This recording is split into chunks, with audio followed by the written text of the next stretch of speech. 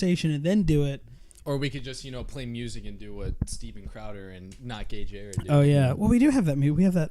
Yeah. That Mexican mariachi music.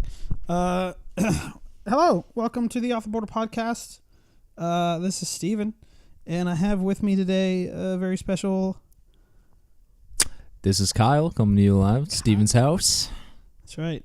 Don't dox me, bro. Don't tell me. Don't tell me where it's at. I'm gonna get hate mail. I'm gonna get bombs. Yeah. I'm gonna get anthrax. Yeah. Wouldn't be surprised. I have my buddy Kyle here. Mark unfortunately had a very bad accident. He was eaten by sharks with freaking laser beams on their heads. Rest in peace, Mark. Oh man, yeah. But we send his remains back to Texas, the good old Texas. Yeah. So he'll be buried. Oh, where in Texas? Off of the border. Oh. Is where. Well, that comes full circle. Is where it will be. Yeah. So Mark, we wish you best luck on all your future bullshit. I drink to you, man. Mm-hmm. All right. Indeed. So welcome to the podcast. Yeah, thank you. I'm glad to be here, man. I'm excited to get this underway. Yeah, it's gonna be fun times. Oh yeah, fun times for all, fun times for sure. Yeah. And God, we haven't recorded in fucking forever. I know you haven't. It is because I would keep up with both of you, so yeah. It was always interesting. The second you told me, I subscribed and was ready to listen. So yeah, so we got a fan on the show. This is the first time we had a fan. I know, on the right? show. Yeah, and now I'm a part of it. It's always good. One of our 15, 20 fans out there, but I am 15 of those fans.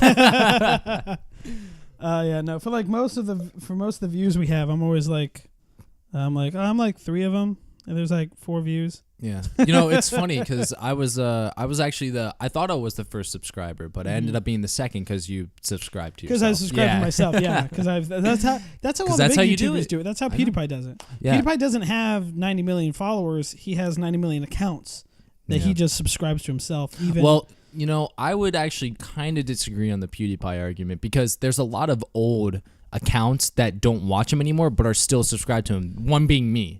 I'm still I used to be subscribed to his good old days on Dark Ascent. Pre-N-word? Yeah. The pre-N-word PewDiePie? Yeah, the pre-N-word PewDiePie. The amnesia days, Yeah. Oh, that was the classic days when everyone loved PewDiePie and his rise to stardom was there. Yeah, I was not a PewDiePier. I was a Tobuscus. Oh, Tobias. I was into. Oh, Tobuscus. Sorry.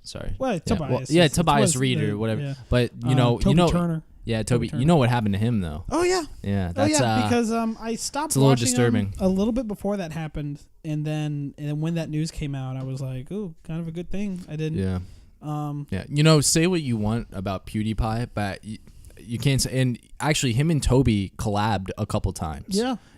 Because as much as their fan base were against each other, they weren't. Like, they were fine. Yeah. Like, if you read the comments, like Happy Wheels, people would always be like, "Fucking PewDiePie's better." Yeah. Or like in the Happy Wheels levels, they would make a level, and PewDiePie would be better. Actually, that was one of the first things that PewDiePie did. That was one of the first games he played when he came out of his amnesia stage and started playing other games. Was Happy Wheels. Yeah. And everybody loved it. They were like, he's kind of breaking away a little bit from amnesia, but he's still playing it. Mm-hmm. But Happy Wheels, everybody loved it, and they didn't really watch. Actually, one of my favorites, I don't know if you know him, Uber Haxer Nova. They actually made a character in Happy Wheels based on that YouTuber. The wheelchair old man? Not the wheelchair, the pogo stick. Oh, really? Guy. The pogo yes, stick it's after Uber Haxer Nova, and he made the sound effects of him getting hurt. Oh, wow. They had him come on to Happy Wheels. Wow. Yeah. So they broke his leg and recorded it? Yeah. Convincing. That's what he did. And it's funny because that kind of brings back some nostalgia to me because I haven't watched him in years. Uber Haxer Nova. You should check him out though. He did over like 200 episodes of just Happy Wheels, and they were great. Yeah. Every single one was great. It was almost as good as like PewDiePie montages of the Happy Wheels that he did. Although PewDiePie is one of the masters, I'd say, of like commentating video games. Oh yeah. Well, see, and I used to watch a lot of Tobuscus and I actually didn't watch much of him, but yeah. And then I found Game Grumps, and I loved Game Grumps because there's 2 guys, and you think one is okay. Like you think, oh, PewDiePie's cool, Toby Turner's cool, but then you watch two guys play, and you're like, that's so much better because they can have a fucking conversation. Yeah. Like they can have a conversation the entire time. But Game Grumps is Aaron Hansen, Ego Raptor. Okay. The same guy who did Pokéawesome. Oh, really? Yeah. Tell me more about Newgrounds. that. Yeah. I actually don't know that. Tell me that. Oh, you haven't seen it? Oh, no, I haven't. Yeah, we'll go watch on. it. Okay. It's from Newgrounds. You remember Newgrounds? Yeah. We actually talked about Newgrounds in the last episode that was posted. Yeah. Because it's one of the pre-YouTube. One of the pre-YouTube ones.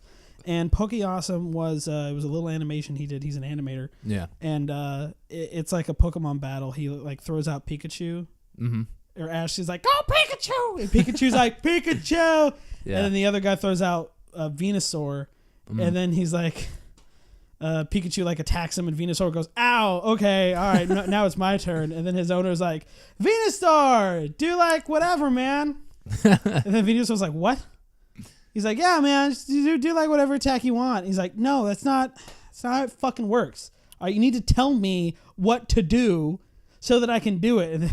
Yeah. But it's fucking amazing. It's classic. Yeah. It's what got him famous. But he did one, and then he was also with JonTron, who is another video game commentator. Mm-hmm. And then they came together. Was this early YouTube? Like we talking like beginning 2006, 2007 YouTube? Because that was. It wasn't early. Yeah. It was probably I think 2009 or 10. Okay. When they got started. Okay. That was kind of the hotbed that brought up some guys. Yeah. Well, and their first year they were together, and then JonTron left. Yeah. And I remember being very upset about that because they were playing Sonic the Hedgehog, Sonic 06, which is panned as being one of the worst games imaginable. I actually keep it with me. Like I own it. I keep it with me just because when people go, "Is it really that bad?" I show them. Mm-hmm. And it's like it's fucking bad. Yeah. It's so bad with glitches in the game itself. It's the one where Sonic the Hedgehog has like a relationship with a human girl. Really? Yeah. Like he's protecting a human girl, and then later on in the game, she's like, "Oh, Sonic, no!" And she kisses him to like bring him back to life. And it's like, that's bestiality. This isn't Beauty and the Beast. This is fucking weird. He's just human enough, but not too human that it's not fucking weird. Yeah. That he's fucking with her. Yeah. But he left, and then in came. Well, Amy's probably not too happy about that. Oh no, she was, and she was in the game too. Yeah, that's got to be awkward. But yeah, and then JonTron left and was replaced with Danny Sexbang of Ninja Sex Party. Okay. And I remember when he came on, I was very curious because I was like, JonTron makes video game videos, so he knows what he's talking about. Yeah. Danny Sexbang is part of a band called Ninja Sex Party where they sing about dicks. What does he know about games? But he's actually been on there now for 5 years. Okay. And he's fantastic. It's a great series. They're great guys. They've done a lot of shit. I suggest them if you like watching Let's Plays. Okay. They have had emotional moments. They have had obviously funny, hilarious moments. Yeah. And shit like that. So yeah, that's cool. Yeah, fucking that's awesome. That's for both you as well as anyone listening. Fucking go watch Game Grumps. They're amazing. You know, it's funny because actually, really, the only Let's Play person that I've watched pretty much that has a good mix of all video games and wasn't specific towards one is probably PewDiePie. And I don't really watch him that much. Like now, I'm kind of specific. There's some other gamers like Rainbow Six Siege, one of my favorite video games that I play often that I suggest to you while you suggest Overwatch to me. I watch these guys like Matimio. He's got over 1 million subscribers. Macy J. There's a new guy I'm into named Bolo. All these guys are like filthy at the game. They're really good. If you guys are into Rainbow Six Siege, by the way, check out all 3 of those guys. Really good players. And that's really the only time. Like I'll say, also Tio. Tio is actually Tio might be the only one because he does a mix. But I got to know him through Rainbow Six Siege. But he plays like CS:GO and other types of games like that. Other PC gaming. All these guys are PC gamers. So and you and I are just Xbox players. So actually, do you do PC gaming? I have a PC. I have some games on it. I don't PC game. Okay, that's fair. I play Overwatch on my Xbox. Yeah. I keep my PC for games that I would only play on the PC, not a console. Yeah, mostly like strategy games, like real time ones. Yeah, where you have to have like multiple shit going on at the same time, and it's easier to do with a mouse. It's like I wouldn't play a Total War game on the Xbox. Oh hell no! Like they don't have them, but if they did, I'd be like, fuck that. Like I can't get to anything. Like even they have Civ on there, and I'm like, I don't even like Civ on the Xbox because just using a controller, it's so much easier on PC. Yeah. But also my laptop is such shit that I'm sure if I got a game that was too powerful, it would fucking explode. Like if I try to play Skyrim or Minecraft, my PC would be like, I'm giving up. Well, yeah, especially Minecraft on PC. I don't think some people don't realize that how big Minecraft on PC is compared to the Xbox and PlayStation version. Now, Xbox and PlayStation has come a long way. They've added so many features to it. Because now they have like a multiplayer mode where you can have multiple people in one Exactly. world. Yeah, and you can do like little games and stuff. Like there's a flying race mode that I played. You could do like a battle mode. Yeah. But overall, like it still doesn't compare to the PC community because there's so many more different types of like. We recently got Emerald months ago, which has been in PC for its existence, and there's so many other features that are on the PC version. Well, the big thing is on mods. PlayStation or it's Xbox. Like, the game itself it demands a lot of a computer, and a lot of people will be like, yeah, it takes up half my memory or whatever. Yeah. The mods itself, that takes up the other half. Like I know people who have so much mods on their computer for Minecraft. It's like Minecraft takes up this much space. The mods take up even more, because that's how much they have. So but that's why I don't play too much, and I just depend on console. For all the PC people, they're like, fucking PC is God mode. Nothing compares. Go fuck yourself. I like Xbox because my friends play on there, and I can actually just talk with them, and I don't have to get a fucking app. I don't have to go around it.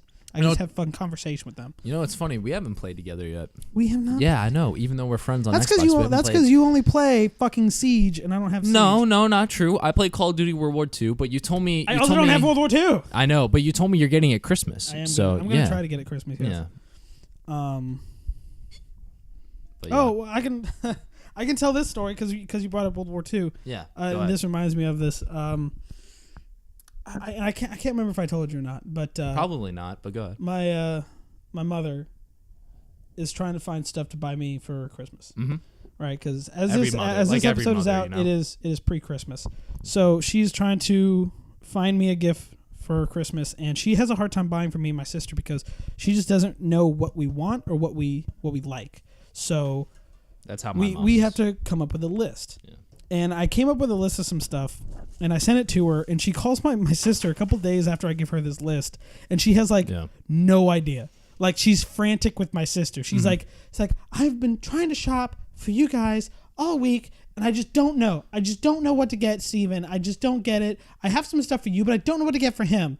And she's like, well, what, like, didn't he give you a list? And she's like, yes. But the first thing he said is he likes anything Overwatch and Ruby related. And Overwatch is a game. Ruby is an anime that I like. It's by Rooster Teeth.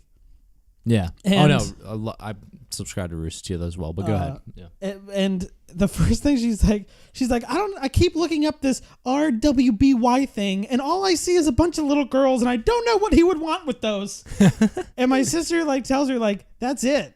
You got it. It's a show about little girls fighting monsters. That's it. It's an anime. So that's 90% of all animes is about little girls.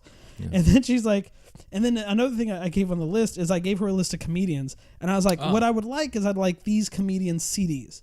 Because, you can watch their specials on TV or something, but their CDs will have more stuff on there because they edit it down for TV. Yeah. So I was like, if you can get me some of these CDs, I'd really appreciate it. And she's like, I did want to get him some of these comedian CDs, but every single one I look up, they all have parental advisory on there, and I'm not going to get him those. Yeah. I'm 24 years old, and my mother still refuses to buy me comedian CDs because it's got parental advisory on there. Yeah. I was like, Mom, funny. I have 3 separate jokes about pornography. And I've seen them all. And me jacking off to them. Yeah. I think I haven't seen that, but I've seen the jokes. But where that connects to the Call of Duty thing is I then followed up with that, and I told her, I was like, hey, could you get me the new Call of Duty? And she was like, yeah, no problem. And I was Simple this time. I was like, so letting me reenact the worst moment in human history is perfectly fine, but God forbid I try to listen to Kyle Kinane talk about 2 Spaniards having sex on a domestic flight while he got drunk. I can't do that. But going to a fucking Auschwitz, perfectly fine. It's historical. You're learning something. Yeah, of course. Speaking of getting stuff for Christmas, I gotta really appreciate how my parents, what they've done for me.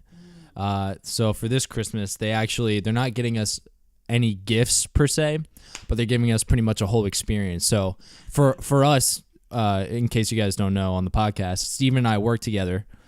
We both work at Target.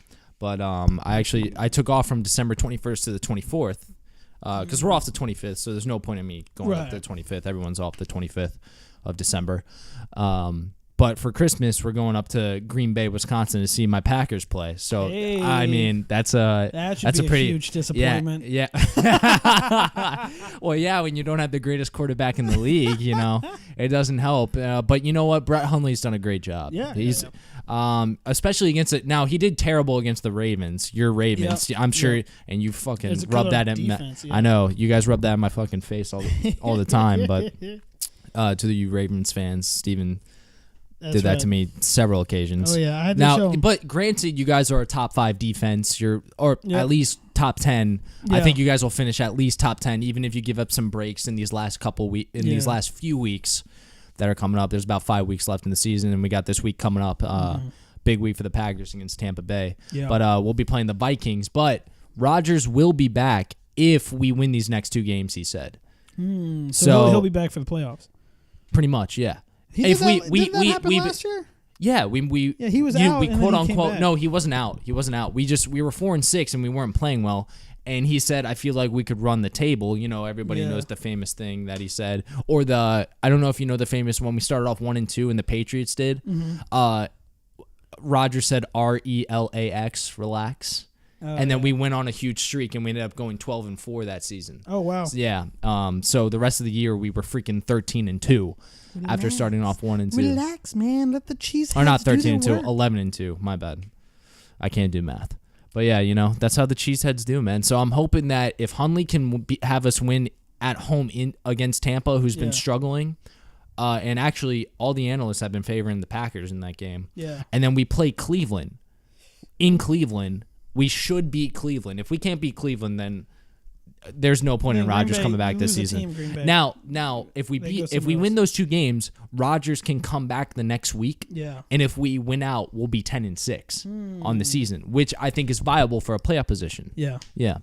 So I think more than likely, I think there's a 90% chance we'll probably make the playoffs if we win out this season. Yeah. Because even though there's teams ahead of us, a lot of those teams that are ahead of us have to play each other.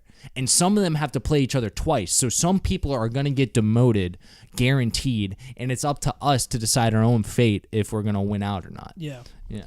So have you seen the Packers play before? What do you mean? Like, have you gone to a game? No, this will be... Game? So, actually, no. I haven't been to Lambeau Field. I've been to FedEx Field when the Redskins played the Packers when I was around 10-ish. Oh, okay. So my mom, her boss, is a huge Redskins fan. Yeah. Both her bosses were huge Redskins fans, and they had extra tickets. So I was able to go with my mom and her coworkers and her bosses. And me and my mom wore our Packers gear, and Packers ended up winning 21-14. This is when Brett Favre was still our quarterback. Yeah. So I had a blast. It's hard to remember. We had some pretty high up seats, but it was a great time at FedEx Field for Packers fans and cheeseheads. Yeah, seeing your team when you are when you're a fan, that's like one of the coolest things ever. It is. I know you got surprised by your sister. That was pretty great. Tell that story. My sister. I told it when it happened because I couldn't fucking believe it. Yeah. I remember you told me right off the bat you were so happy. Oh yeah. Yeah. Well, and I was happy because it was my first Ravens home game. Now she had taken me to another one in Georgia when they saw the Falcons. Oh, so because we were living there. So yeah, we went. So this will be that's funny. We went to see our teams play at a different stadium before their actual home stadium. That's funny. But mine lost against the Steelers. And my sister was a Steelers fan, so it was a little bit car ride home. How is your sister a Steelers fan? That doesn't because my family is a Steelers fan. Oh, my mother is a Steelers fan. Yo, your families must be like, how did they don't like you for that? God damn, that's a huge rivalry. What happened when it came to that was I didn't watch football as a kid. I didn't care for it. When my family would get together to watch football, I'd have my Game Boy playing Pokemon. You know, like I didn't give a shit. I wasn't paying attention. Finally, like I think my first year in high school, I was like, you know what? I feel like getting into it. Yeah. I probably can get into football. So I asked my mom if she would show me football, show me the ropes, help me kind of learn about it. She said, I'll do that, but for your first year, you have to be a Steelers fan. I didn't know any other fucking team, so I was like, sure, no problem. I can do that. Yeah.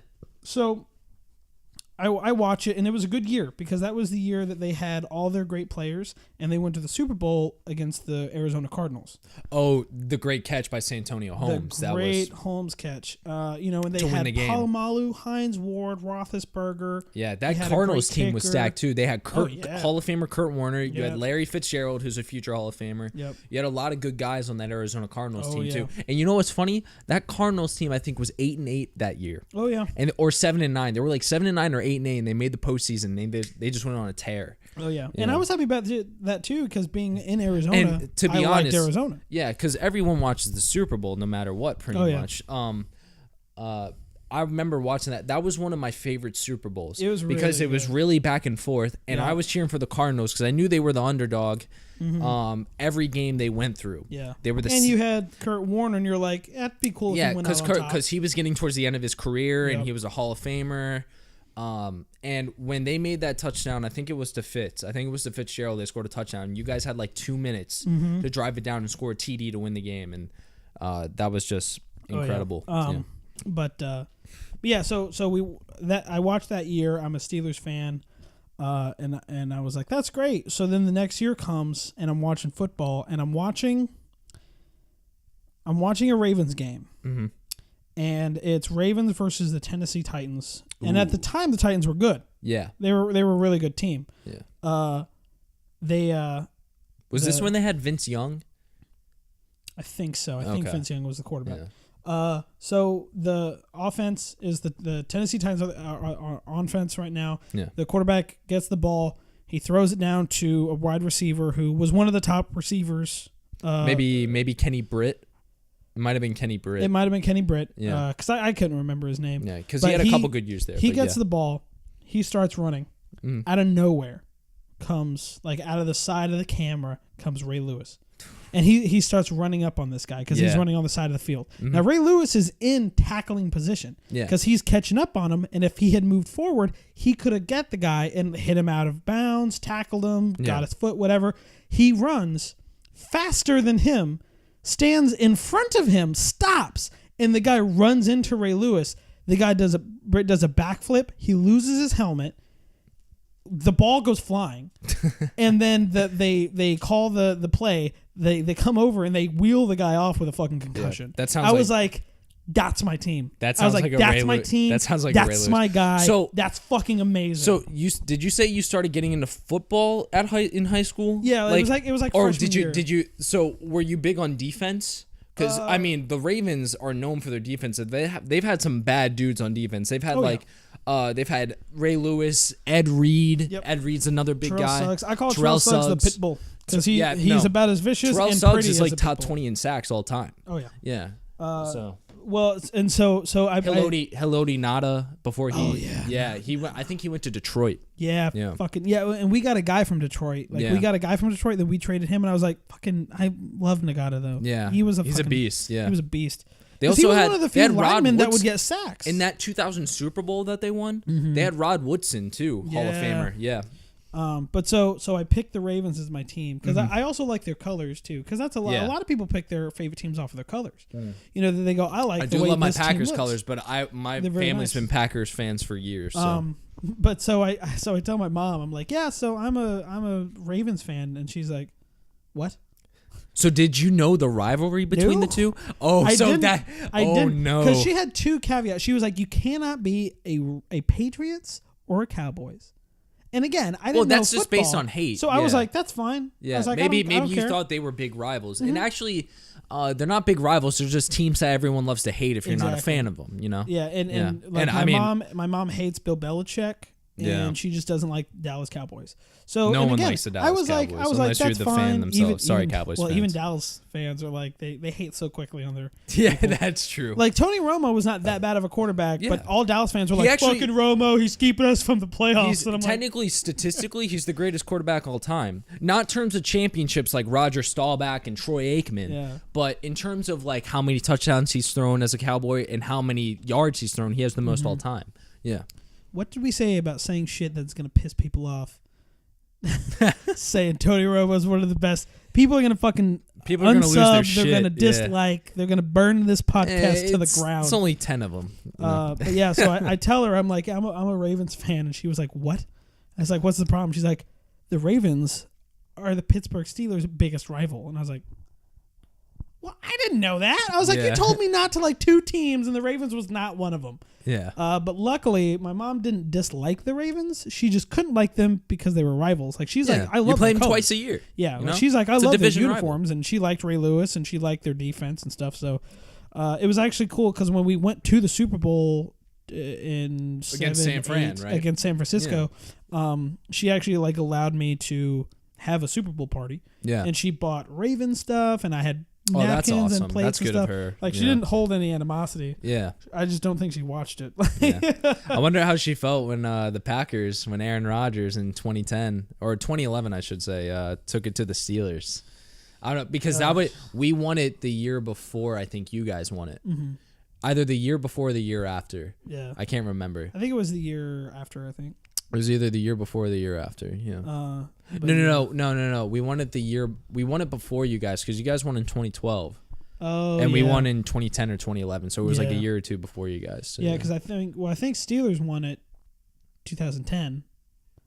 They won it 9 or 10. They won. No, the Steelers won. They beat the Cardinals, I think, in 2009. Then the Saints beat 1 in 10 with Drew Brees. Then the Packers in 2011, and then I think the Giants, Eli Manning against the Brady again, and then Flacco and Kaepernick were dueling, and you know what's funny? You guys almost blew that. You guys had a huge lead. I know. There was how were you feeling? Super Bowl, I was so pissed off. But dude, oh my god, when Michael Crabtree got denied on that last play of the game, I was like, there you go, Ravens. Yep. There's your championship. Yep. Ray Lewis ends his career with a 2-time Super Bowl champ. And that's what I was really happy about. I really wanted Ray Lewis to go out on top. So I was like, that's what I was hoping for. That was pretty great because, he was old and he understood he wasn't as big of a role in the defense as he was, but he's just that leader and that voice. So. Oh, yeah. That's interesting, though, But, yeah. But this year's interesting. Yeah. This year's pissing me off because I'm doing fantasy. Yeah. And my fantasy I usually do. This is actually off. one of the few years I haven't done NFL fantasy. Yeah. But, yeah. But yeah, this year is very interesting. And I know we were talking about earlier, but the Eli Manning thing. Yeah. I'm gonna go ahead. I'm gonna put in my 2 cents. I say it should have happened earlier. Wow. Eli Manning is one of, if not the most overrated quarterback in the NFL. Agree and disagree, but I'll let you make your case. I think the thing is, number one, he should be held up to a higher standard. Because he's a Manning, and I'm not the one to say that just because you're of a family that you are superior. No, you're whatever. However, you're a Manning, the father, the brother, and you decided to take up football. That means that you're up here. You're already expected to be up here. Also, though, he set up his bar. He set his bar up at 2 Super Bowl rings more than his brother, who is 1,000 times better than he is. Peyton Manning will always be better than Eli Manning. Well, yeah. However, Peyton Manning is going to be one of the top 10, if not, in my opinion, top 5 greatest quarterbacks of all time. Exactly. Yeah. So Peyton Manning is already up here, and you've set yourself up really close to him because you have more rings than him. And for you to play the way you'd have in the past 5 years is unacceptable. You need to be playing on a higher caliber. Since his last Super Bowl win against Brady. Ever since his last Super Bowl, he's just been going down the fuck hill. Yeah. Well, interesting that you mentioned that. You know what? I'm going to play devil's advocate here since you kind of made the case against Eli. But I feel like a lot of people make the case against Eli. Mm-hmm. And I usually do. I'm usually the one to say, oh, he's overrated. Oh, this, that, and the other thing about Eli. But you know what? I've kind of learned a lot about Eli Manning, and I actually did a little bit of research on him recently. Yeah. And, one of the things is, this guy's got a lot of character and a lot of heart, and he cares a lot. And it was interesting because he went up to Justin Pugh, one of their offensive linemen. I'm sorry. What the fuck is his name? Pugh. Pugh? I guess that's how you pronounce it. I'm going to say it like that. I'm sure one of our fans might correct us if they know football or they're a fan of the Giants. But if you give a he went up to him and he was like, how can I help these other young quarterbacks?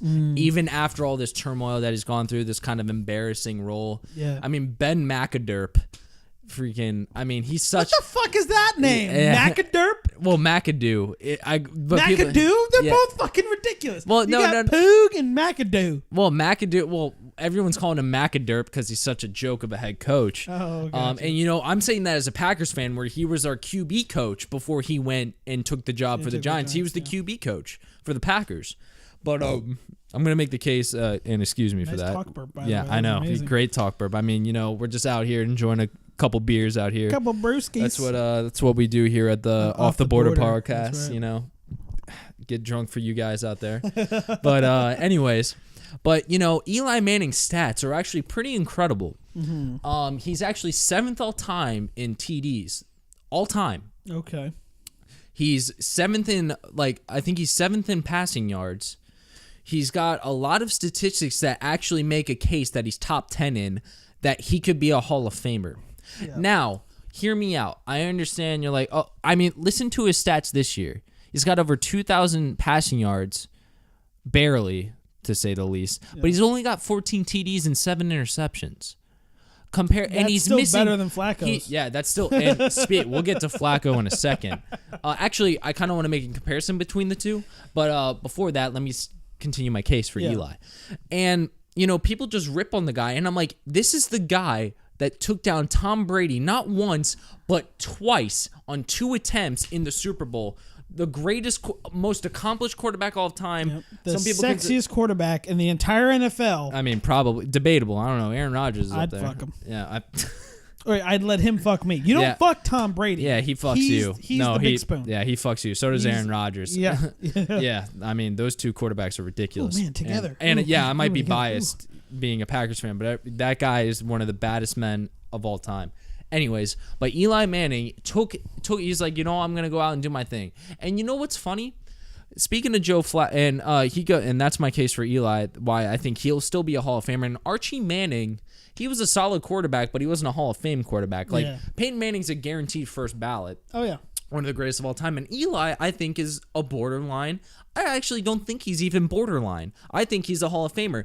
I don't think he's first ballot, but he will go to the Hall of Fame eventually. He's a 2-time Super Bowl champ. He may not have won an MVP. And, I'll even put against him, he's led the league in interceptions 3 times. But you know what? That's all right. Brett Favre, one of the greatest stories of all time at quarterback.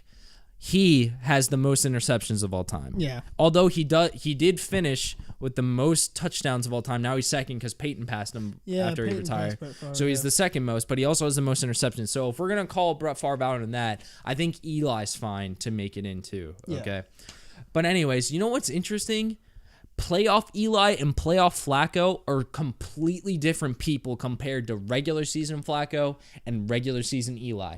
They suck or they're just inconsistent. I would say Flacco's career is even worse than Eli's career. I mean, everyone would agree with that in terms, but especially in the regular season. But when those two get into the playoffs, their numbers are stupid. They can get They're really so serious, good. They get hot. And I kind of saw that when we played the Giants last year. Yeah. In the first half, Eli was playing well. It was his receivers, like Odell Beckham choking and Sterling Shepard were choking. And Victor Cruz was all right. Yeah. And then it took their 5th receiver to get them a touchdown. Yeah. And that just tells you how frustrated Eli was probably because he was playing great. Yeah. And Joe Flacco, he just goes out there and has a great record in the playoffs and his numbers are ridiculous. So I'm like, where is that in the regular season from those two guys? You know what I mean? It's almost like they do the bare minimum to get to the playoffs. Yeah. And then once they get there, they're like, oh, we can fuck about. Like whatever. It's like up to that time. It's like, oh, we can do whatever. It's like this doesn't mean anything to us. I have always had a problem with Flacco. I'm a huge Ravens fan. I've always had a problem with Flacco. Well, the year they won the Super Bowl, I was like, I don't like Flacco.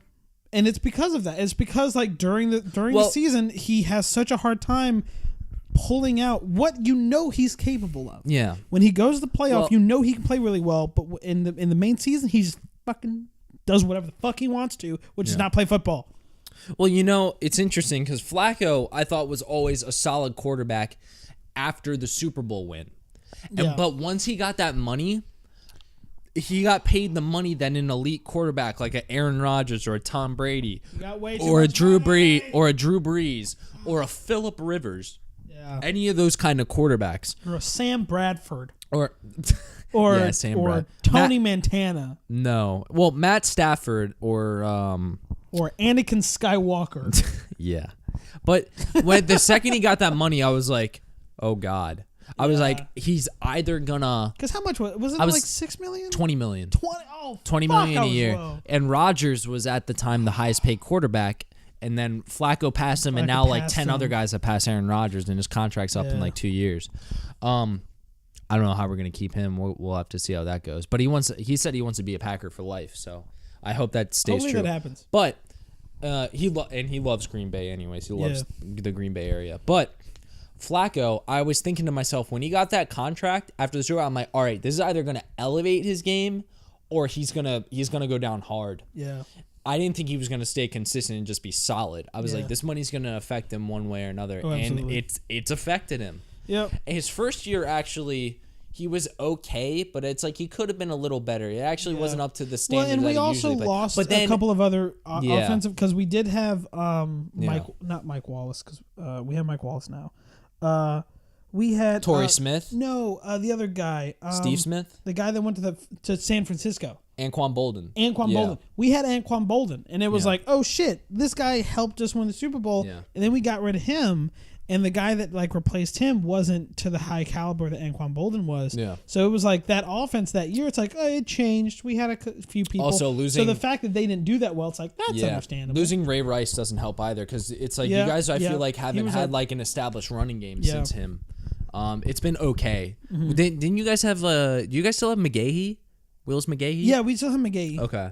He's okay. He's solid, but Ray Rice was like Pro Bowl-esque, like really. Well, he was very Marshawn Lynchy in the way that like he could get through a line really quickly. I think he was a mix between Lynch and the former running back for the Jacksonville Jaguars that was really good. Maurice Jones-Drew. That's what I think of Maurice Jones-Drew when I watch Ray Rice. Yeah. Well, now when you think of Rice, you think of him beating a woman in an elevator. Yeah. I mean, to be fair, he dragged that woman pretty quickly. Like that's God damn it. Like, hey man, his time is still pretty good. You got her out like God damn it, Steve. 20 seconds. Yeah, right. Oh no. But yeah, I used to try to defend Flacco. In the last couple of years, I've lost the motivation to. Yeah. I watched Flacco play now, and what's bothering me this year is we have really good offensive weapons. Yeah. We have Mike Wallace. Yeah, Mike Wallace is a solid player. Yeah. And even though in terms of football, was he with the Steelers when he won the Super Bowl? Oh, yeah. He was.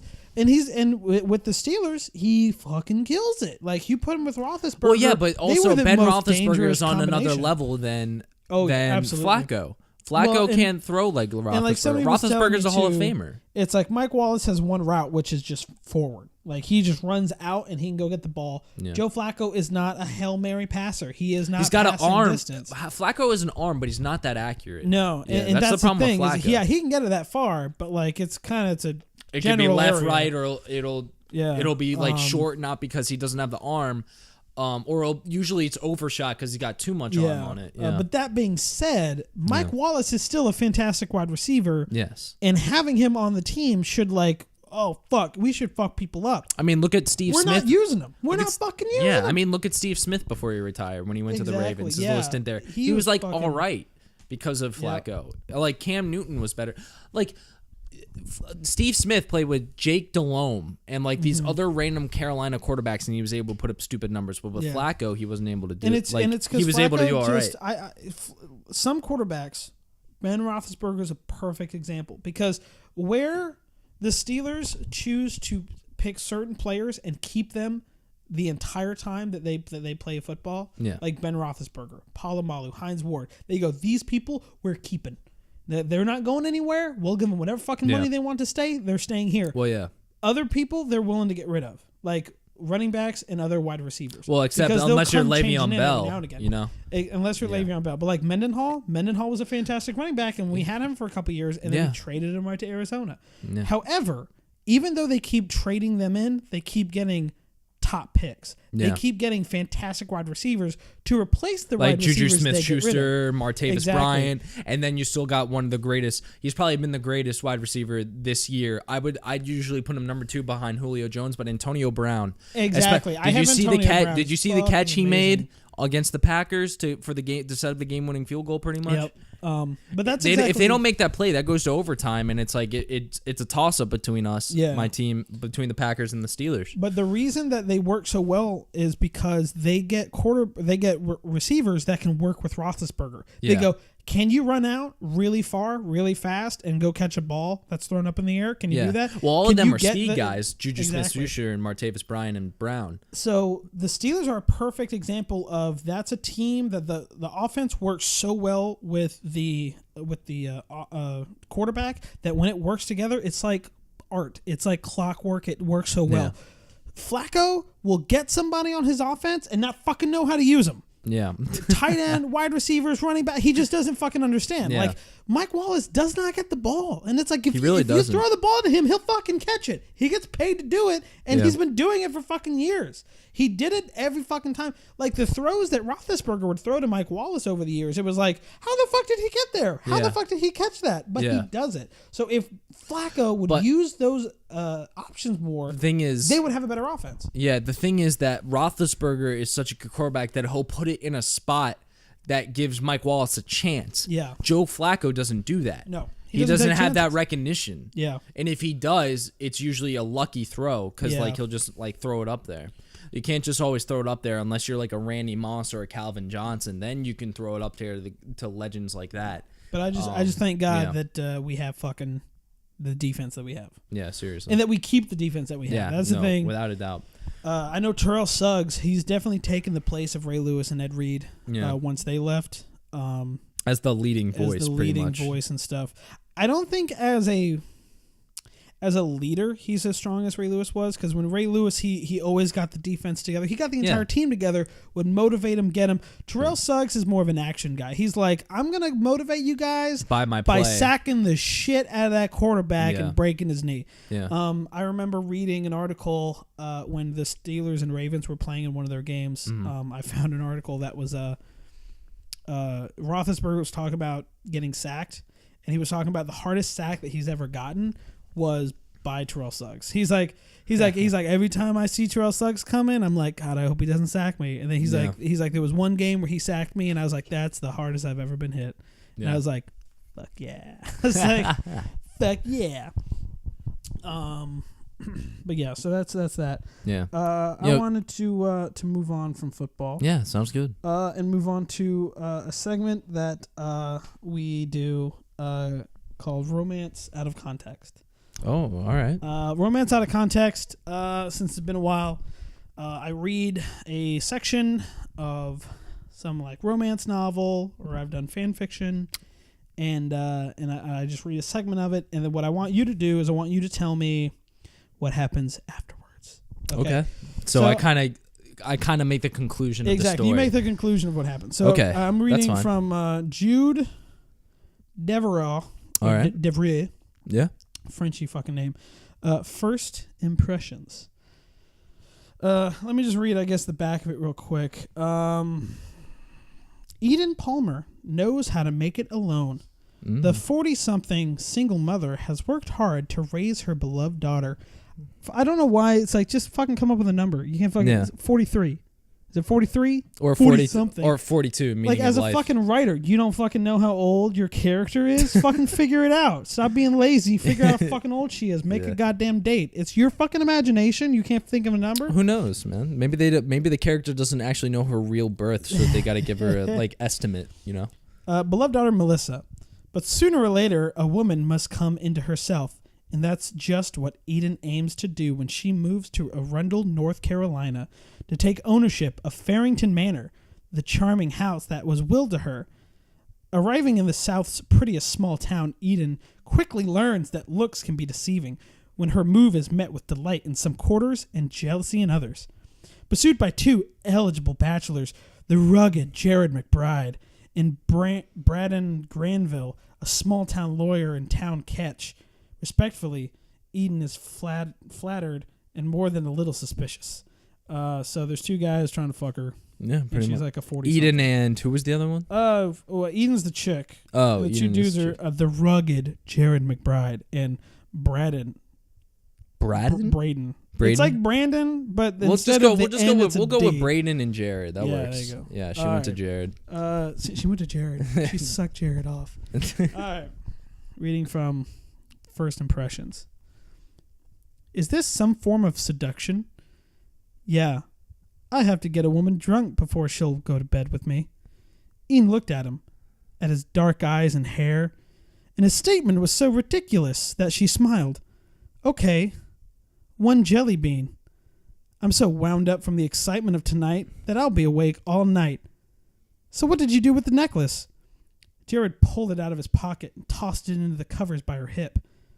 How about if you take everything off, put on the necklace, and wait for me? And as she was waiting, he went into the bathroom, took off his clothes, took out the condom, and said, you know what? I don't need this tonight. Comes out, sexy banana hammock, and she's right there on the bed, lying down. Bra and panties intact. And she's sitting there, whispering to him to come closer. And as he comes closer, she says, I'm going to be the one fucking you tonight. No. Let's see. It ends up, let me watch your TV while I read. And then they end up watching, an hour later, the manuscripts were on the floor and they were watching their third episode of Fawlty Towers and laughing hilariously. Well, you know what? That's not fun. So they watched TV at the end of it. I thought mine was more exciting because you don't know if it could have been a penis or a strap-on, you know? You don't know if she was a tranny or if she was just a woman wanting to fuck a dude with a strap-on. You know, that's some interesting porn there. It was interesting. It was very interesting. That was Jared she was talking to. I didn't say who it was, so that was no. Jared I actually figured it was Jared. The rugged Jared. Apparently not that rugged because he's like, I could possibly make my moves. Like I said, she went to Jared, man. I just assumed. I'm gonna fucking that's some good shit. Yeah. Speaking of all this sexual tension, let's go back to YouTube a little bit. You know, when we were talking earlier about like different YouTubers, we kind of went into gaming. Yeah. And this guy, he kind of does gaming, but randomly. I don't know if you know him, but one of my favorite YouTubers of all time, might be my favorite actually. His name is Penguin Zero. Yes, Critical. Yes, Critical. Hey, Charlie. what's up, everybody? I love Charlie. He is absolutely, and he does a podcast as well with a lot of like 3 or 4 other YouTubers, and he'll bring on like guest YouTubers. Yeah, he's had iDubbbz on there. He's brought on PewDiePie actually, so that was a fun one that I listened to. But oh my god, this guy is literally just a genius. He really is. He's hilarious with like his subtleness. Yeah. And like I don't know how his voice is great. Like I don't know how he comes up with the shit that he comes up with. Like he usually comes up with it on the spot too. Yeah. Like his commercials, like the Smart Mop and those different types. Oh my god, the Grill Glove is one of my favorites. I love those ones. The Hogwash, all those. Yeah. Those are great. The first one that I saw was when he played Pokemon NXT. Oh god. Fucking loved it. I saw that video and I was like, dude, this guy's fucking hilarious. And he is. I just love his voice. Just every time I click on one of his videos, like, what's up, everybody? This is Critical. Yeah. We're gonna be playing Pokemon. Have you seen NXT, his like Oregon Trail videos? Those are hilarious. Oh god, no. They're hilarious. You gotta watch the Oregon Trail videos. Yeah. They're great. Like one of the, because you have to name the people and there's 5 people. Yeah. Like one of the family, like it was like when shitting, please say thank you. Yeah. And then there was another one where it was like shit is on the nipple, and I was like, where is he coming up with this stuff? It's but it cracked me up because it's just something like you wouldn't expect, like you expect but you don't expect it. Right. Actually, yeah, it's one of those one of the unexpected twists and turns. Yeah. Did you ever play the Oregon Trail? I did when I was in elementary school. Like when we went to schools. We went to computer lab in elementary school. Yeah. One of the biggest games that everyone would play is Oregon Trail, and they actually encouraged you to play it in elementary school. Yeah, which is weird because it's like, I thought even if they're like looking at like, well, historically, this can show what people that travel the country would be like. I only made it once, by the way. Yeah, but at the same time, everyone fucking dies of dysentery. Like, I don't give a shit. Like, that's weird to like just be like, yeah, learn about how everyone fucking dies. Learn about life and death from elementary school games. Pretty much, computer. We didn't play the Oregon Trail. We played one called the Yukon Trail. And the Yukon was it's in Alaska where gold was found, the Yukon Rush. And it was similar in a way to the Oregon Trail, but it was a higher. Yeah. It was an older game. Where would you start though? Newer. So you go to Connecticut, pretty much. Is that where you were heading to? I think you could actually start in the middle of the country. Okay, because it took place a little bit after. Oregon Trail was basically Virginia. Yeah. To California. Right. Yeah. Well, and at this point, I think during the Yukon Gold Rush, there were people more out in the Midwest. So you could start in like Nebraska, I think. Yeah. And then go from there up to Alaska or stuff. Or even I think start as close as Oregon, I think is one of them. Like the easiest difficulty was starting in that one. Yeah. But it was fun because it wasn't like 8-bit. It was like it had like the old 90s computer, like the 3D figures, and they talk, but like it's a picture, but they had the mouth move, so they're like, well, hey there, are you going down to the Yukon? And it was fun, but it was very much the same. You could set up supplies and you could go up and stuff. I don't know if you could die. But yeah, you could do that. Really? But yeah. So whenever was it more kid friendly? Because Oregon Trail was just the straight up game. I think it was. I think it was more kid friendly. Like you could do things like you could break your leg, you could get sick, but you could just never die. Like I never. Oh, died. Dude, I died so quick in like the first few games I played in elementary school of Oregon Trail. Yeah, it was pretty bad. Now it did teach you though, however, that eventually like you could like it would just end not that well. Because you would go all the way from wherever the fuck you started, like I said, the middle of the country, all the way up to Alaska. Yeah. And then you get there and then you make your claim. So you get a plot of land and then you go, I'm going to look for gold now. And there was like a couple of different lands for you to pick from. And if you pick like the wrong one, you got a little bit of gold. So at the end of the game, it would say, you spent this much money going to the Yucatan or not Yucatan, and you made this Mexico, much to the Yukon, and you made this much, and then it would be like not even close. Like you're fucking bankrupt. You're like, holy shit! I played this game for 4 hours and I'm fucking poor. This is bullshit. Like it taught different lessons. Yeah. Than what they did. So it was still fun. Yeah. It also reminds me, I had another game where you were on the Titanic. Mm-hmm. I can't remember what it was called. Oh, it was Titanic, I think A Moment Out of Time or something like that, or something like that. But it was very strange because I remember how it began. It began with you were in like an apartment in Britain in like 1940, and it was like bombing, like the Nazis were bombing Britain. Yeah. And then there's like a plane that comes down and it like hits your apartment, like you see it coming at you and it hits you. And then you're somehow transported back onto the Titanic. Yeah. Really? No idea why those two connect, because they don't. I don't know how they do. But what the plot of it was is you were on the Titanic and basically you were trying to stop it from sinking. So you had to try to convince the captain. Maybe there's an iceberg coming, so you have to get him to like move. Well, maybe the Nazis put the iceberg there, so maybe that's the connection. Well, and so that was actually the funny thing, because it's in you back in time. It gave you the option that like, so let's say you completely did the game like really well. Yeah. You could make sure World War I didn't happen, World War II didn't happen. Make sure like certain disease didn't get outbroken, and also make sure like the Black Plague or something like that. Exactly, or something like that. Yeah. And it was like, that's not really with the timeline, but I'm just giving an example. Yeah, because it's like in a painting that was supposed to be delivered to a person are the plans to murder the Archduke Franz Ferdinand. Yeah. Which started World War I. The painting is by Adolf Hitler. So if you buy the painting, then Adolf Hitler goes, "Oh, I'm a good painter," and then he doesn't start World War II. And then some like you find a sick person, you throw him off the side of the cliff. I can't fucking remember how that is. Yeah. And then at the end of it, you convince the captain not to sink the ship. But that was a fun one. Interesting. Yeah. Yeah. But yeah, so it was just funny because it's one of those 90s computer games. It's so fucking bad. It's fucking 90s horrible. computers games were so interesting. They were so fucking fun. Yeah, they were really though. I mean, that's how we got the games that we have today without them. You know, although they kind of seem weird now compared to like what you saw in like Call of Duty Modern Warfare 2 and 3 and the original. But if we don't have that ground set, then if we don't have that ground set for any video games, like any of the old NHL or Madden or soccer games, then we don't have the ground that we built to it today. So yeah. Like if Madden 96 didn't suck ass, then Madden 18 wouldn't be as good as it is now. Yeah. Well, actually, people hate it because of the amount of glitches that are in it.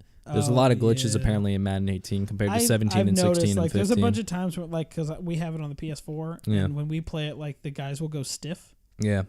There's a lot of weird ragdoll. A lot of complaints. Yeah. Actually, 16 and 17 didn't have this many complaints, but 18 has a lot of complaints. Yeah.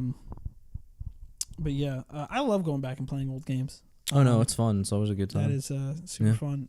Because like I got the NES Classic and the SNES Classic. Yeah, I know. You have both? So, really? Yep. I didn't know you had the NES Classic. Oh yeah, I barely got the NES. I don't know how you got that. There was like one left, and they were like, "Hey, we got one left." I was like, "Fuck, I'm going on my break." Yep. And it was like right before, like I think it was like our second to last shipment. Probably. Like, we didn't might have been our last, dude. We did not get many. No. Fuck, we haven't gotten that many Super NESs, to be honest. Well, we get them more in like bulk. At the beginning, we did. Yeah, we got them in bulk. With the NES Classic, we would like every 2 weeks we'd get like 6. Nintendo loves demand, man. They really do. Like, and I was talking about this with somebody else. Like, Nintendo is much like stuff that they put out that people love. You know, Legend of Zelda, Pokemon, Mario, things like that.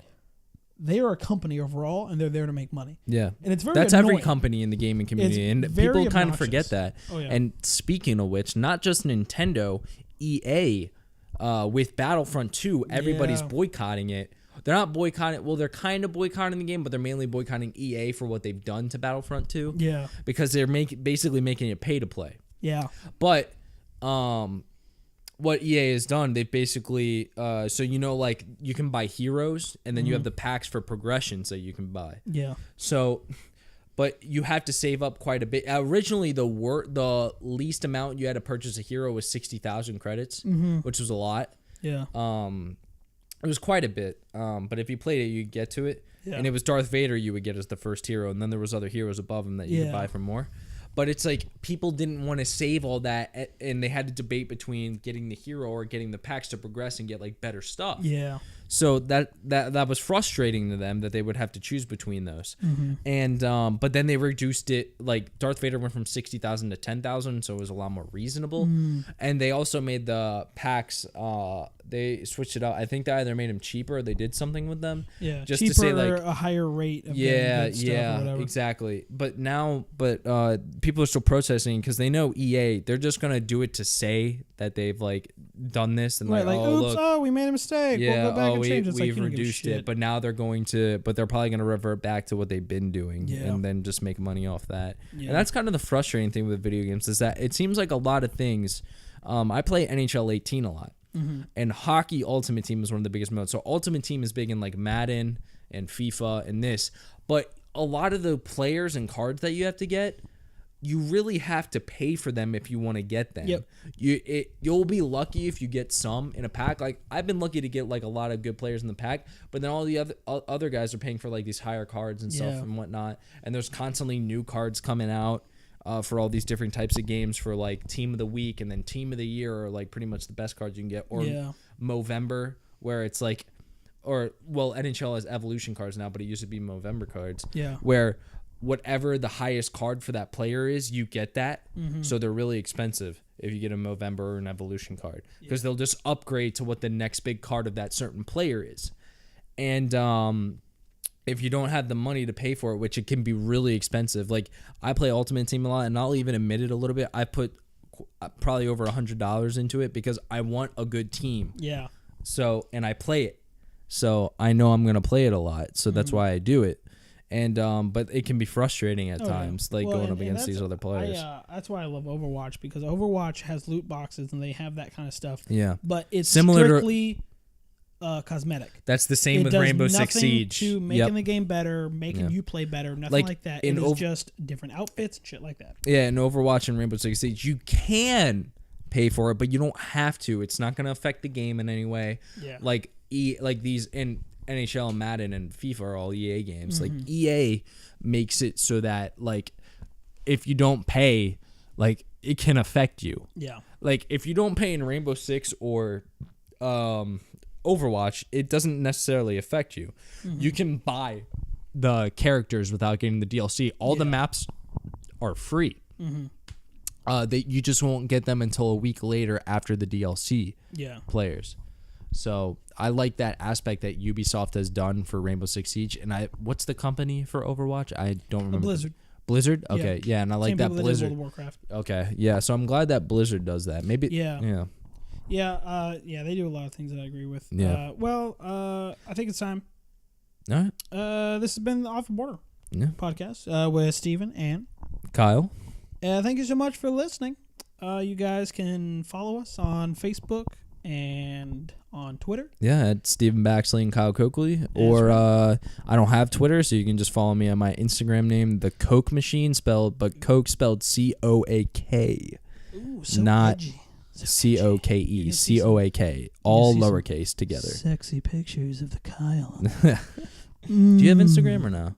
I do. I don't use it. Oh, okay, fair enough. But yeah, so please like, comment, subscribe. Give us a like. Let us know your thoughts on the whole feedback. Battlefront thing. Give us some feedback. And thanks so much, guys, for listening. Thank you, guys.